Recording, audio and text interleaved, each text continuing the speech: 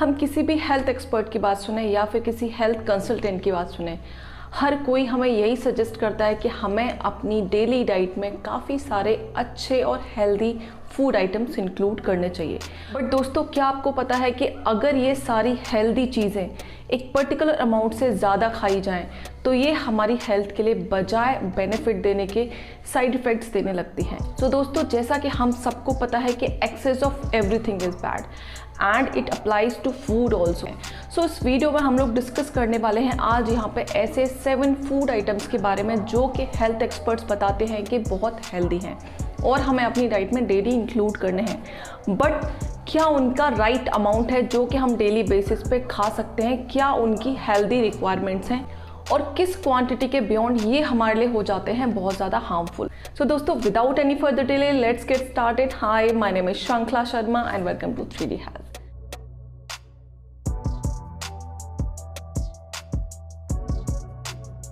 Video में हम लोग सबसे पहले बात करेंगे प्रोटीन के बारे में। प्रोटीन, जिसके बारे में कहा जाता है ये हमारे बॉडी के टिश्यूज़ को रिपेयर करता है और बॉडी बिल्डिंग के लिए बहुत ज़्यादा इंपॉर्टेंट पार्ट होता है। बट अगर ये एक्सेस अमाउंट में खाया जाए तो इसके बहुत सारे साइड इफ़ेक्ट्स हैं। ज़्यादातर जिम ट्रेनर ये सजेस्ट करते हैं कि जो भी इंसान एक्सरसाइज कर रहा है, जिसने भी जिम ज्वाइन किया है, वो लोग प्रोटीन शेक पिएं। बट प्रोटीन शेक जिसकी कि एक मग में अप्रॉक्स 50 ग्राम ऑफ प्रोटीन होता है, वो हमारी बॉडी के लिए बहुत ज़्यादा होता है। क्योंकि अगर हमारी बॉडी की रिक्वायरमेंट देखा जाए तो हमारी बॉडी में 1 घंटे में सिर्फ 5 gram of protein easily digest कर सकती है। अगर हम 1 घंटे के अंदर उसको 50 ग्राम ऑफ प्रोटीन दे देंगे तो वो अगले 10 आवर्स लेने वाली है उसको डाइजेस्ट करने के लिए। सो प्रोटीन शेक आप यूं ही ना लें। बहुत ज़्यादा अगर आप हैवी वर्कआउट कर रहे हैं, उन केसेस में आप प्रोटीन शेक ले सकते हैं। जब हम एक्सेस प्रोटीन लेते हैं तो हमारी बॉडी में जो कैल्शियम है उसकी क्वांटिटी और उसकी क्वालिटी को अफेक्ट करती है। अगर हमारी डेली डाइट में प्रोटीन का कंजप्शन 30% से ज़्यादा है तो ये कहीं ना कहीं हमारी किडनी के ऊपर, हमारे हार्ट के ऊपर और हमारी ब्लड वेसल्स के ऊपर एक्स्ट्रा प्रेशर क्रिएट करने वाली है। अगर हमारी डाइट में प्रोटीन एक्सेस अमाउंट में है तो it can lead to tiredness, dry skin, dull hair and loss of appetite. Excess protein है वो कहीं ना कहीं फैट में जाके कन्वर्ट हो जाती है और अल्टीमेटली हमें ओबेसिटी देती है। दोस्तों, प्रोटीन की जो हेल्दी रिक्वायरमेंट है that is 50 to 70 gram per day. दोस्तों, अब बात करते हैं अपने दूसरे फूड आइटम की जो कि बहुत सारे लोग सजेस्ट करते हैं, ऑरेंजेस और टमेटोज़। ये दोनों ही चीज़ विटामिन सी से रिच होती हैं, काफ़ी अच्छे अमाउंट में सॉल्युबल फाइबर होता है, काफ़ी सारे विटामिन्स होते हैं और काफ़ी सारे मिनरल्स होते हैं। सो इन चीज़ों को खाने के लिए हर कोई हमें सजेस्ट करता है। बट ये चीज़ें भी अगर एक्स्ट्रा खाई जाती हैं तो हमारी बॉडी में एसिडिटी को बढ़ा देती हैं। It can lead to reflux and अगर ये एक्सेस अमाउंट में लिए जाते हैं तो हमारी ईसोफेगल जो लाइनिंग होती है उसको भी ये डैमेज करती हैं कहीं ना कहीं। सो हमें टोमेटोज़ और ऑरेंजेस भी बहुत लिमिटेड अमाउंट में केयरफुली लेनी चाहिए।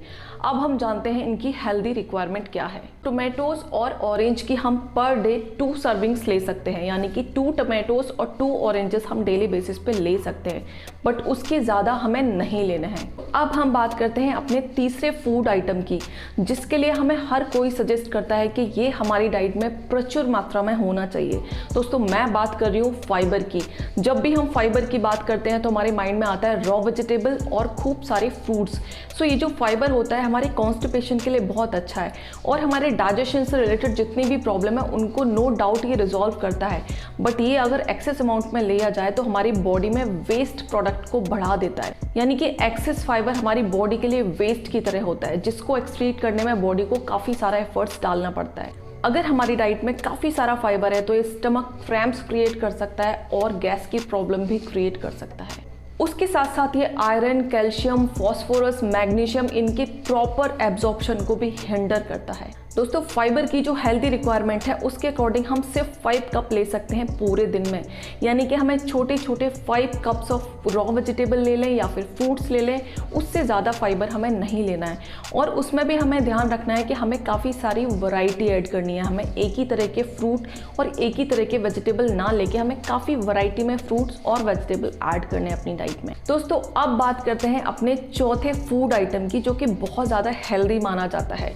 बच्चों के लिए भी ये काफ़ी हेल्दी माना जाता है और हम मदर्स बच्चों की हर डाइट में इसको इंक्लूड करने की कोशिश करती हैं। दोस्तों मैं बात कर रही हूँ सोयाबीन के बारे में, जो कि प्रोटीन का काफ़ी अच्छा सोर्स माना जाता है और इसमें कोलेस्ट्रॉल ज़ीरो होने की वजह से बहुत सेफ़ है खाने के लिए। बट इसका अमाउंट भी एक्सेस नहीं होना चाहिए, क्योंकि एक्सेस अमाउंट ऑफ सोयाबीन ये भी हमारी बॉडी के लिए बहुत ज़्यादा प्रॉब्लम क्रिएट कर सकता है। तो फीमेल्स के लिए सोयाबीन बहुत ज़्यादा हार्मफुल है, ये ब्रेस्ट कैंसर को लीड कर सकता है because it can trigger the excess of estrogen hormone in the body. जब हमारी डाइट में सोयाबीन ज़्यादा होता है then it can lead to thyroid, it can lead to osteoporosis and it can lead to cancer also. अगर हम male body की बात करें तो मेल बॉडी में एक्सेस सोयाबीन इनफर्टिलिटी और हार्मोनल चेंजेस के लिए रिस्पॉन्सिबल होता है। सो हमें सोयाबीन का अमाउंट भी अपनी डाइट में काफ़ी केयरफुली चूज़ करना है। दोस्तों सोयाबीन की जो हेल्दी रिक्वायरमेंट्स हैं वो है 25 grams of soya twice a day, यानी कि आप दिन में 2 बार 25 ग्राम ऑफ सोयाबीन ले सकते हैं, यानी कि total 50 gram of soybean, but इससे ज़्यादा हमें नहीं लेना है। दोस्तों अब बात करते हैं अपने 5वें फूड आइटम की, जो कि है स्पिनच।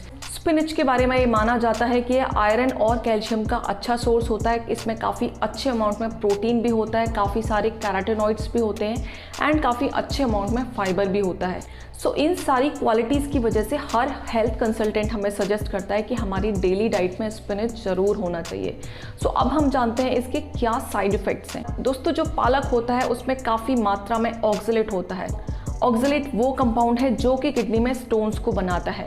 सो ये सारी चीज़ें भी हमें अपने माइंड में रखनी होंगी हम जब भी पालक खा रहे हैं। इसके अलावा it can lead to high uric acid and gas problem. दोस्तों अगर हम स्पिनच की हेल्दी रिक्वायरमेंट के बारे में बात करें तो 2 से 3 सर्विंग्स हम पर वीक ले सकते हैं।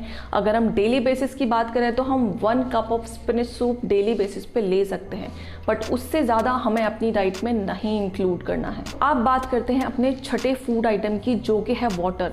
वाटर पे मैं ऑलरेडी एक डिटेल में वीडियो बना चुकी हूँ कि जब भी हम एक्सेस अमाउंट में वाटर लेते हैं तो हमारी बॉडी के साथ क्या होता है।